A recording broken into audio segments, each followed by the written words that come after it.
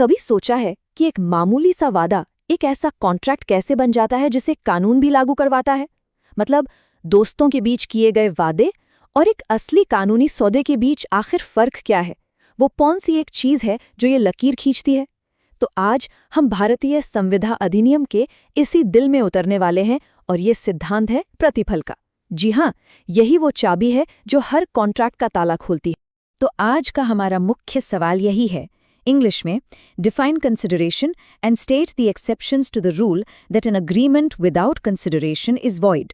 और हिंदी में प्रतिफल की परिभाषा दीजिए तथा इस नियम के कि प्रतिफल की अनुपस्थिति में करार व्यर्थ होता है, अपवाद बताइए।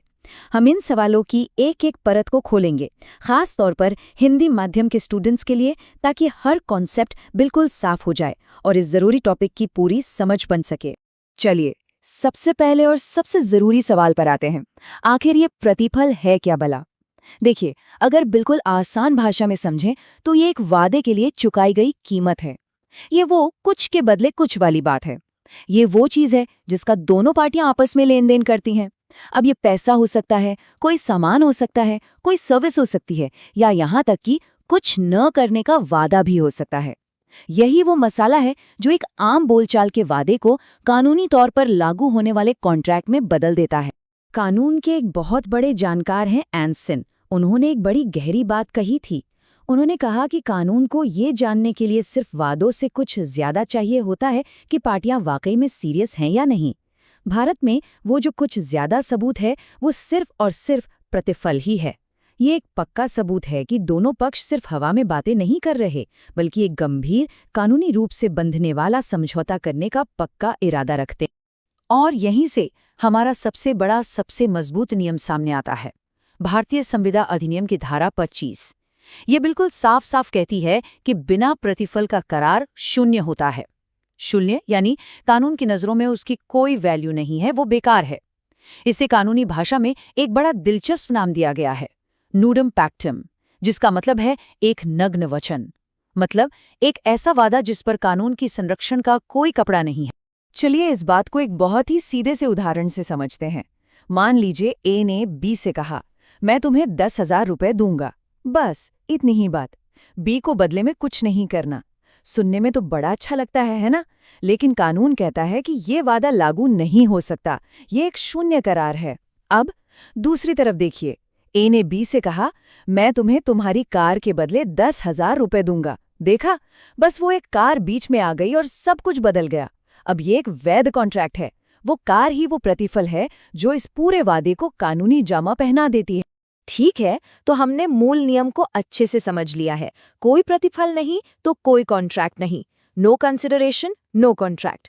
लेकिन जैसा कि हम जानते हैं, कानून में हमेशा कुछ अपवाद होते हैं और यहीं से चीजें असल में दिलचस्प होने लगती हैं।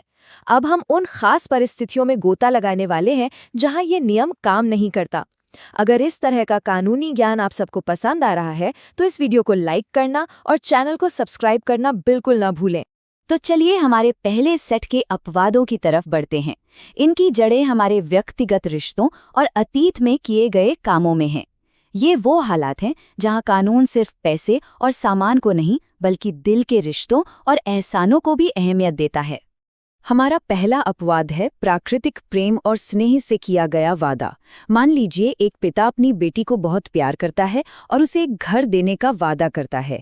अब इस वादे में बेटी की तरफ से तो कोई प्रतिफल नहीं है, लेकिन कानून कहता है कि ये वादा फिर भी वैध हो सकता है, पर यहाँ 4 कड़ी शर्तें हैं और चारों का एक साथ पूरा होना जरूरी है।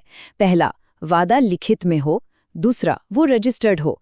तीसरा, वो सच में प्राकृतिक प्रेम और स्नेह की वजह से किया गया हो। और चौथा, कि वो करीबी रिश्तेदारों के बीच हो।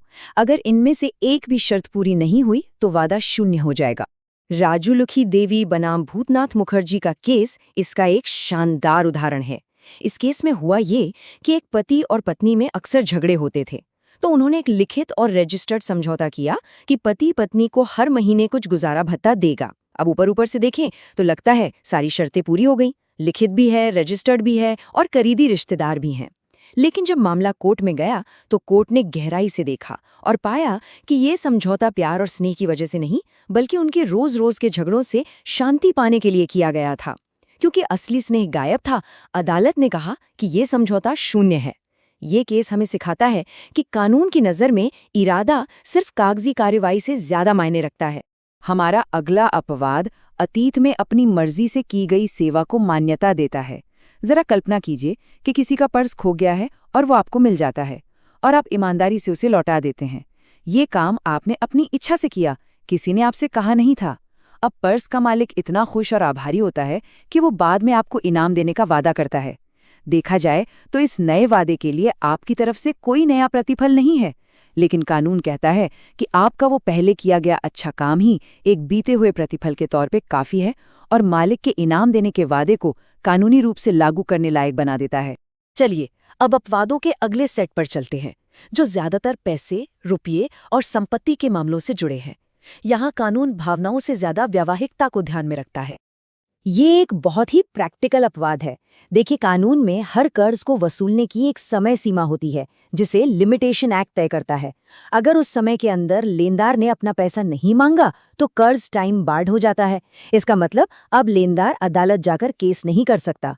लेकिन मजे की बात यह है कि अगर कर्जदार यानी जिसने पैसा लिया था उस पुराने कर्ज को चुकाने के लिए एक नया लिखित वादा करता है और उस पर साइन भी कर देता है, तो वो नया वादा अपने आप में एक नया कॉन्ट्रैक्ट बन जाता है।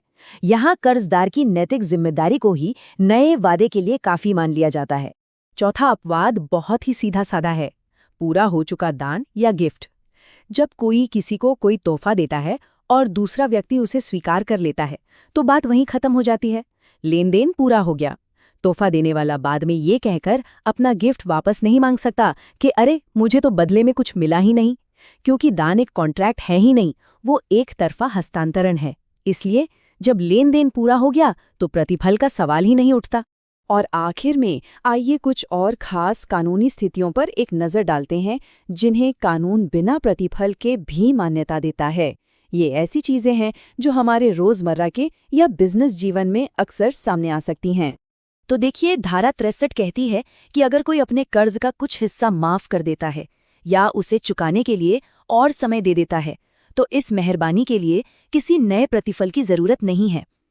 फिर है धारा 148 जो निःशुल्क निक्षेप के बारे में है। ये मुश्किल शब्द का आसान मतलब है कि जब कोई अपनी कोई चीज़ किसी दोस्त को बिना किसी किराए या फीस के इस्तेमाल करने के लिए देता है, जैसे पढ़ने के लिए एक किताब देना। ये बिना प्रतिफल के भी एक वैध व्यवस्था है। और आखिर में धारा 185 के मुताबिक किसी को अपना एजेंट बनाने के लिए भी प्रतिफल की ज़रूरत नहीं है। एजेंसी का रिश्ता विश्वास पर बनता है, ज़रूरी नहीं कि उसके लिए पैसे का लेन देन हो। तो हमने कई सारे अपवादों पर बात की, प्रेम और स्नेह से लेकर पुराने कर्ज और एजेंसी तक। लेकिन इन सब बातों का निचोड़ क्या है? सबसे बड़ा सबक क्या है? चलिए इन सभी धागों को एक साथ जोड़ते हैं और इस नियम के मूल सिद्धांत को एक बार फिर से पक्का करते हैं। सबसे महत्वपूर्ण बात जो याद रखनी है वो ये है कि ये सब अपवाद हैं, एक्सेप्शंस। जो मूल सिद्धांत है, जो आधारभूत नियम है, वो आज भी वही है और हमेशा वही रहेगा। प्रतिफल एक वैध अनुबंध की आधारशिला है, उसकी नींव का पत्थर है। ये अपवाद तो बस कुछ खास हालात के लिए बनाए गए हैं, लेकिन सामान्य कॉन्ट्रैक्ट कानून की दुनिया में एक नियम बिल्कुल अटल है, अडिग है। बिना प्रतिफल के कोई अनुबंध नहीं। No consideration, no contract.